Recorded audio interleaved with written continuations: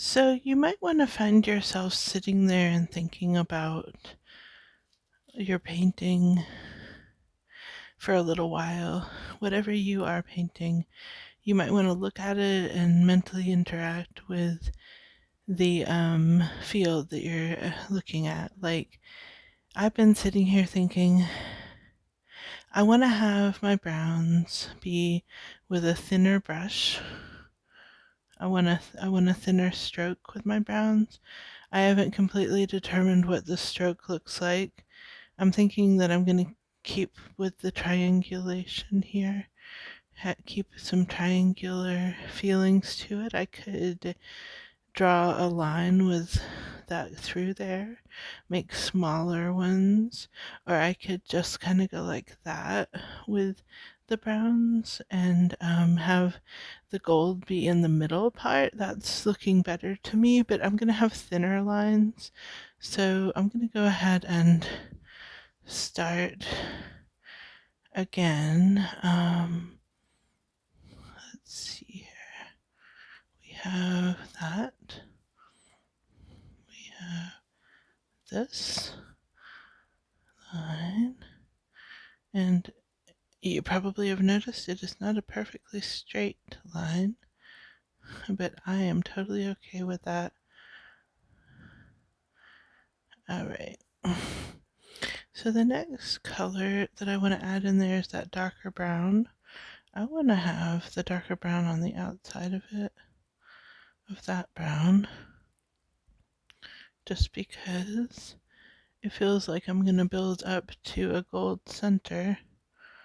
So it makes sense to have, for me, to have the darker brown, then the middle brown, and then the gold center.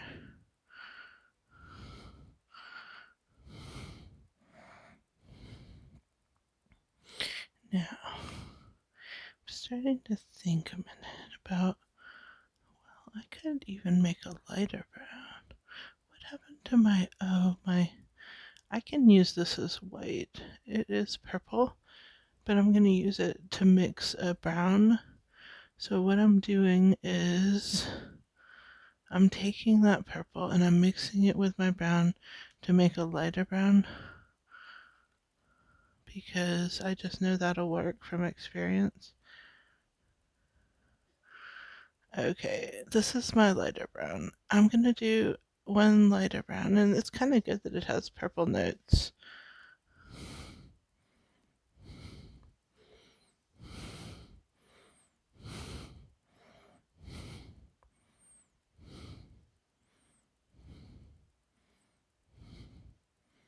Okay, so now we have the darker brown, we have the middle brown, we have the kind of pinkish brown here. I am going to go back to the middle brown, just following instincts here. And this is what I feel like it needs, is another darker shade before I put that gold. There, now we actually have a triangle. I've done like segmented lines that aren't perfectly triangular until this, and I like how that comes in like that. One thing that I wondered, what if my gold, I'm just thinking out loud, but what if my gold in here, what shape do I want it to be? Do I want it to be just like gold filled in all the way? That would be nice. Or do I want it to be gold in this shape, that exact shape? Like, do I want to take my gold like that? Make the purple shape, the shape that the purple is in, do I want it to be gold? I think I'm going to, what do I want? I want a thin brush, another thin brush. It's good to have a few thin brushes, or many. I think I am going to just start flowing with it. We'll just see what happens. I think I'm going to start with the gold, filling up most of the area in there, all of it, because I might go back after putting this gold down and put a little bit of that interesting shape that I have inside of there with a dark. So use a darker color and put in on top of the gold. I might do that. So, okay. So we have that. Now, something about this kind of drew my eye. It kind of is saying to me, sometimes it'll talk to you a little. It is saying to me, put a little gold here. So I'm going to take the gold and I'm going to put a little gold there in the patches along here, kind of to fill in all of the white. Make it completely covered inside of this triangle. There we go. That's fine with me. And a little blending is good. There we go. Okay. Now, what I'm liking the look of it. Now, this part of it and this part of it, what's going to be there? I don't want to like overly fill one side and not have over here. I could just wash it kind of with some color, like a light brown or something, and then go from there. Like, that's one idea. Could wash it with even a light gold and go from there. That's just ideas. Kind of like fill all the space with some sort of a light gold or something. I don't know entirely. But I'm getting the paint already, so I guess that my instincts say to do that. This brush is very crusty. I'm gonna go ahead and I don't even know if you can see where I'm mixing. Can you? Looking at the camera, I guess you can't. Can you see it now? This place right here?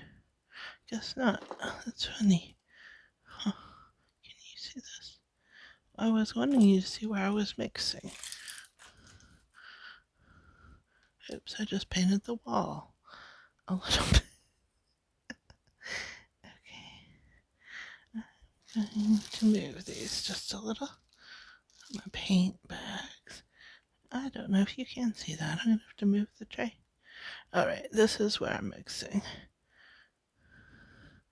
I'm just making a kind of light gold color. And this gold came from a metallic acrylic set. They had that at Michael's, which is one place I like to go. Alright, do I want to fill it all in? Well, I think I want to fill in all of this part. At least. I don't know for sure about that upper part. And it's good with me that it's not all the way mixed, because that adds a variety to things. And I like variety in my painting. In fact, it doesn't 100% have to be, I don't know. It doesn't even have to all be filled in, but it can. So that's up to the artist, which is me.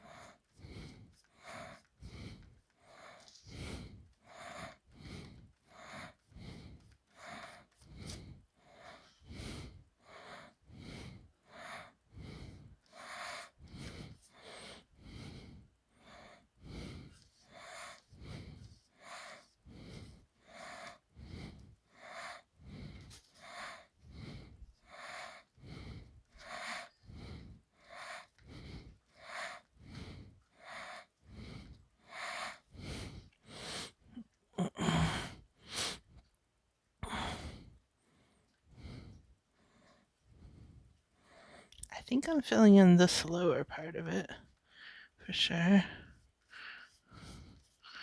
It looks almost like a skin tone.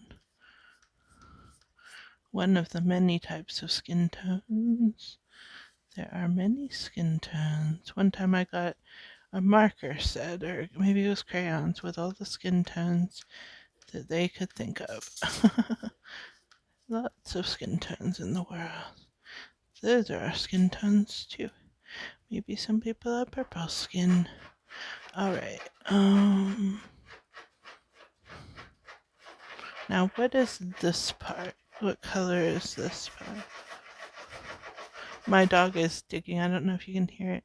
I have my headphones on so you don't hear most of the outside noises, but she's digging very loudly on a chair.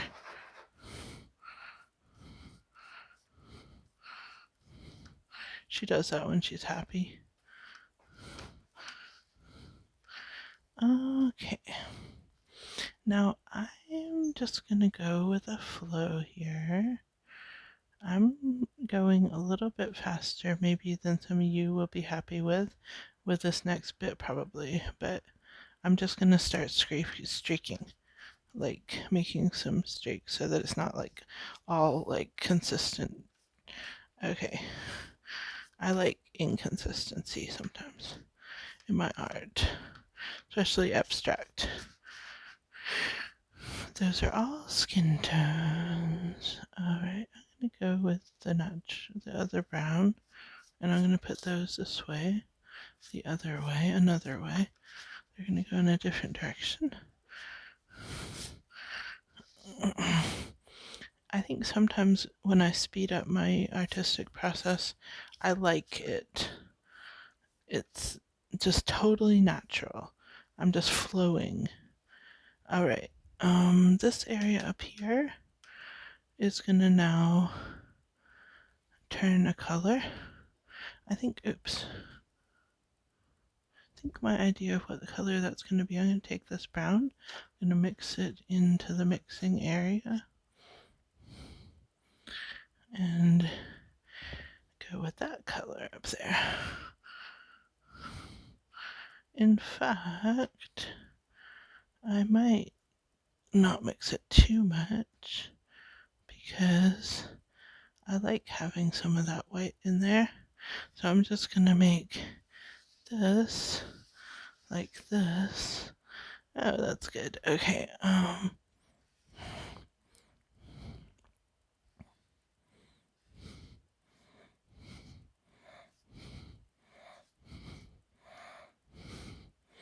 okay. There we go. What do you think? Is it too crazy? Is it got too much action in this part? I'm gonna start doing a little bit of a blend in this part because that's what I want to do.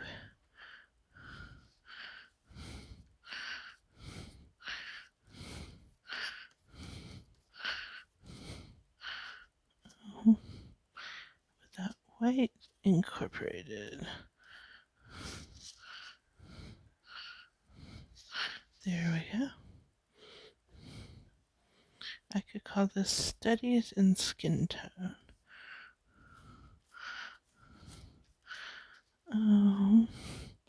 I almost got this idea about green, that I might put some green in this part.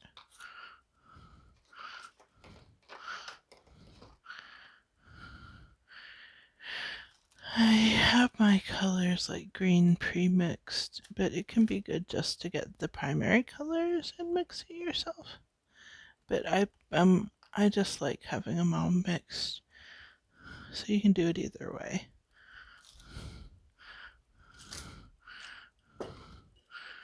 I am gonna call it a video when I get the green on there. I wasn't thinking it would have green, but I'm liking the idea.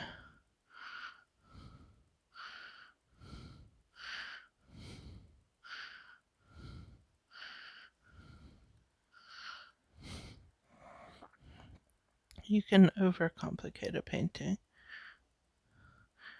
My best abstract paintings have been pretty simple. And that's something I think a lesson that a lot of people need to know is the more you add to a painting, you need to be sure you want to add it. Oops, there's a little bit of a loose hair. I'm just gonna do that. There's still the hair. Oh.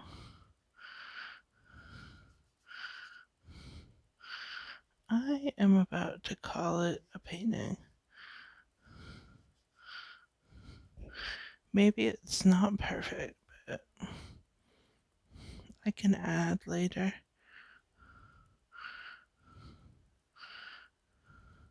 I'm wanting my lines right here, what I'm doing, to not be completely parallel.